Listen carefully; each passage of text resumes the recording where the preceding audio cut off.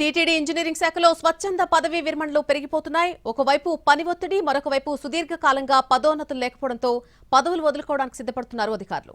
అసలే ఉద్యోగుల కొరతతో సతమతమవుతున్న తరుణంలో స్వచ్ఛంద పదవీ విరమణలతో వల్ల ఇంజనీరింగ్ శాఖ నిర్వహణ కష్టతరంగా మారింది. తిరుమల శ్రీవారి దర్శనానికి వచ్చే భక్తులకు సౌకర్యాలు కల్పించేందుకు ఇంజనీరింగ్ విభాగాన్ని ఏర్పాటు చేసింది ప్రభుత్వం. ఇక ఇంజనీరింగ్ విభాగంలో సివిల్, ఎలక్ట్రికల్ విభాగాల ఆధ్వర్యంలో పెద్ద ఎత్తున పనులు జరుగుతూ ఉంటాయి. అందుకే సివిల్ విభాగంలో 3 సూపరింటెండెంట్లు, 16 మంది ఎగ్జిక్యూటివ్ ఇంజనీర్లు, 74 మంది డిప్యూటీ ఎగ్జిక్యూటివ్ ఇంజనీర్లు, 161 మంది అసిస్టెంట్ ఎగ్జిక్యూటివ్ ఇంజనీర్లు ఉంటారు.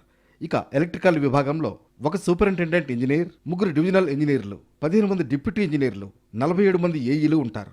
ఆలయం మరమ్మతుల దగ్గర నుంచి వసతి గృహాలు, ఆసుపత్రులు, కళ్యాణ మండపాలు, విద్యా సంస్థల నిర్మాణం, నిర్వహణ పనులను ఇంజనీరింగ్ విభాగం పర్యవేక్షిస్తోంది. ఇంజనీరింగ్ విభాగాన్ని టీటీడీ ఎప్పటికప్పుడు విస్తరిస్తూ వస్తోంది. కానీ ఉద్యోగుల నియామకం లేకపోవడం, ఉన్న వాళ్లకు పదోన్నతులు కల్పించకపోవడంతో సిబ్బందిలో అసంతృప్తి నెలకొంది. పని భారం, ఒత్తిళ్లు తట్టుకోలేక పదవీ విరమణ చేసేస్తున్నారు అధికారులు. గత డిసెంబర్లో 2 ఏఈలు, 4 డిప్యూటీ ఏఈలు స్వచ్ఛందంగా పదవీ విరమణ చేసేశారు.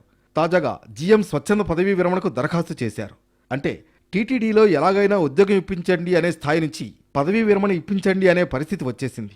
ఇప్పటికైనా ఇటు రాష్ట్ర ప్రభుత్వం, అటు టీటీడీ ఇంజనీరింగ్ విభాగంలో పదోన్నతులు కల్పించే విధంగా అప్రమత్తం కాకపోతే పరిస్థితి ఇబ్బందికరంగా మారే అవకాశం ఉంటుంది.